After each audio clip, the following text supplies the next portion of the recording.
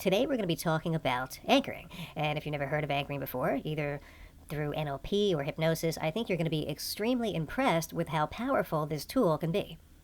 So what is anchoring? What does it mean? Very simply, anchoring is when you link a stimulus or a trigger to a desired action. It could be a behavior, a thought, or an emotional response.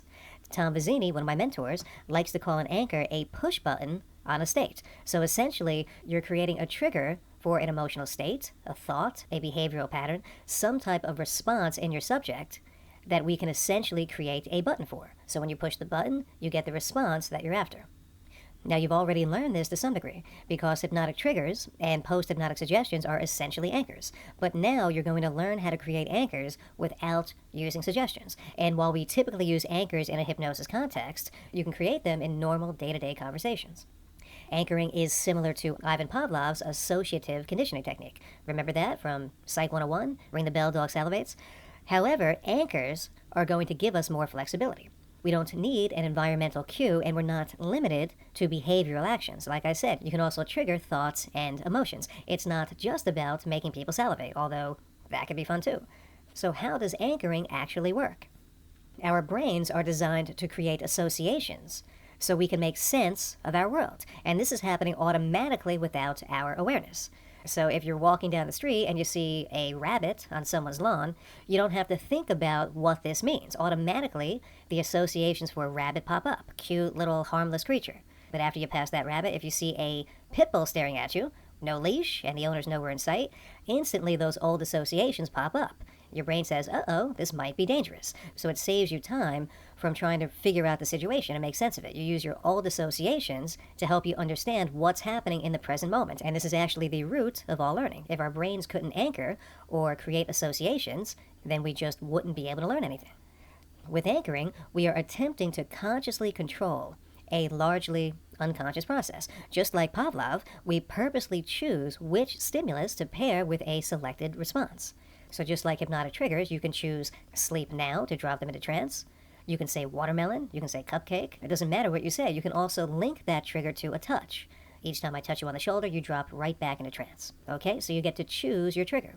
You can anchor an emotion or action to almost anything. A hand gesture, a touch, a word, a facial expression, an object. You can even do tastes and smells. When you stop by your friend's house and they're making fresh-baked cookies, the smell might remind you of your grandma. And all of a sudden, memories of your grandma baking cookies come to your awareness. So these associations are happening nonstop all throughout the day. But we are now going to take conscious control over that process. Repetition tends to make anchors stronger, but it's not necessary. Our brains are more than capable of one-trial learning. And finally, some anchors will fade over time, while others will last for years. So yes, you can run into someone you haven't seen in 5 years, fire an old anchor, and potentially have them go right back into that original state. Now, this doesn't always work, but the good news is setting anchors is so easy and simple that if an anchor extinguishes over time, no big deal, you can reset it one more time. So here are some examples of natural everyday anchors, just to give you some reference points for how this all works. Number one, most people spend a lot of time sitting on their couch watching TV. So for a lot of people, just sitting on your couch brings up those feelings of relaxation. And it's one of the reasons why once you're on that couch, it's so difficult to get off it. You're laying there watching TV and you just don't want to move. You're conditioned to just veg out when you sit on your couch. Number two, I gave you this example. The smell of cookies may remind you of grandma. Number three, an old song may bring up thoughts of an ex-girlfriend. Next one, the concept of the weekend, just thinking that it's Friday or Saturday, brings up feelings for most people of excitement and freedom. But again, not for everybody. If you work in the entertainment industry, well, then you might have to work on the weekends. So for those people, potential stress or anxiety or procrastination might be the emotions that are linked to that concept. But for someone with a standard 9 to 5, the weekend may represent freedom or exciting parties or relaxing on the beach or what have you. Number 5, flashing lights in your rearview mirror for most people trigger anxiety. Number 6, someone speaking to you loudly or angrily. For some people, it triggers submissiveness. And for other people, it may make them angry. It depends on what their brain has associated to that stimulus. Number 7, a comedian's goofy face can be linked to laughter. So a lot of comedians will add gestures and facial expressions to their jokes. So let's say you hear a funny punchline and you start to laugh. If the comedian makes a goofy face or a unique gesture at that time, the laughter gets linked to that gesture or facial expression. So when you hear the next punchline, if the comedian makes the same face or the same gesture, you're more likely to laugh even if that joke wasn't funny. And some comedians are amazing at this, George Carlin being one of them. You can watch his YouTube videos to see some amazing anchoring in action. He's a master of delivery and voice tone and facial expressions and gestures. He puts it all together in a masterful way. So if you're interested in how comedians do it, and realistically, most comedians probably don't even know what they're doing. They have no idea why what they're doing works, but obviously it's still effective. Number 8, addicts and their environmental anchors. This is very interesting. There have been reports of addicts dying because their body couldn't handle their normal dosage of their drug. And this almost doesn't make sense until you understand how powerful anchoring can be. Because when addicts are, let's say, injecting heroin in their house or wherever they normally do it, the associations of that place are linked to their tolerance level. So being in that place where they naturally inject the drug is tied into how much of the drug they can accept without having nasty side effects. So when you take an addict and move them to a different place, all of those old associations and anchors are now gone. And when they now inject the same amount of the drug they have a tolerance for, sometimes their body just can't handle it because their tolerance was not activated. I know it sounds crazy, but you can look up research on this. In fact, I sent out an article on my list not too long ago that shows how researchers can mimic the effect of an immunosuppressant drug by anchoring the effects that it creates in the body to a unique stimulus. So there was a woman, I believe, with lupus who needed her immune system suppressed to a certain degree, but she was getting massive side effects from the drugs. So what they were able to do was link the effect of the drug to a glass of gross tasting strawberry milk or something. I think they put green food coloring in it, and they made it taste a little gross to make it a unique stimulus. And what they found was, over time of drinking the milk with the drug, the effect of the drug got paired to the milk. So they were able to give her just the milk, and then her immune system would be a little suppressed.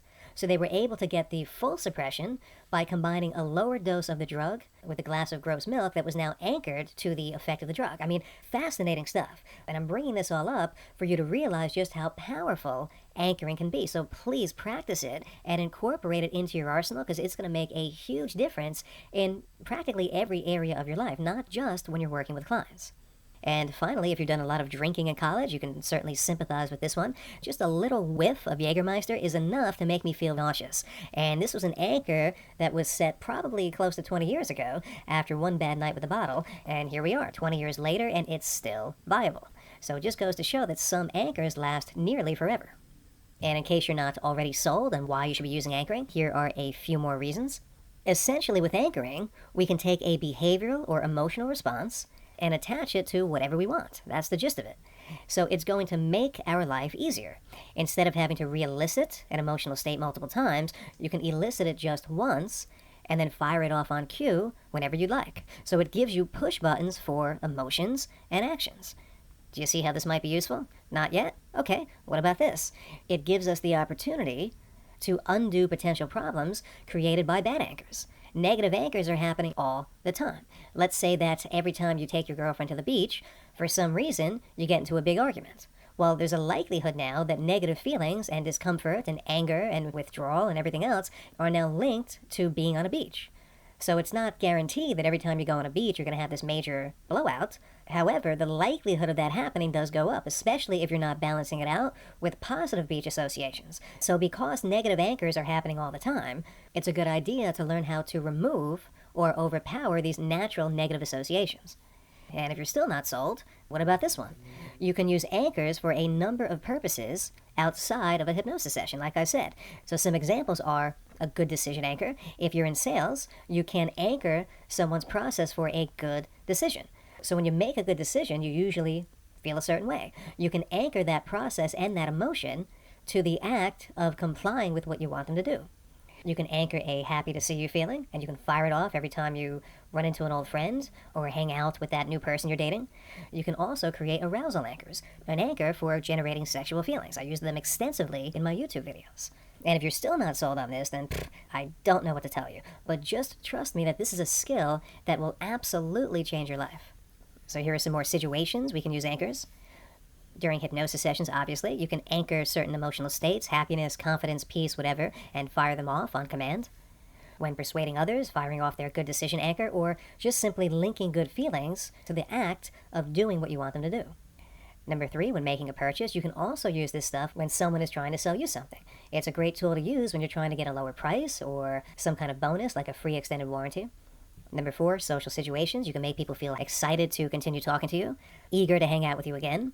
Number 5, dating situations. You can anchor a powerful sense of connection, a sense of curiosity or fascination, fun and excitement, and like I mentioned before, sexual arousal.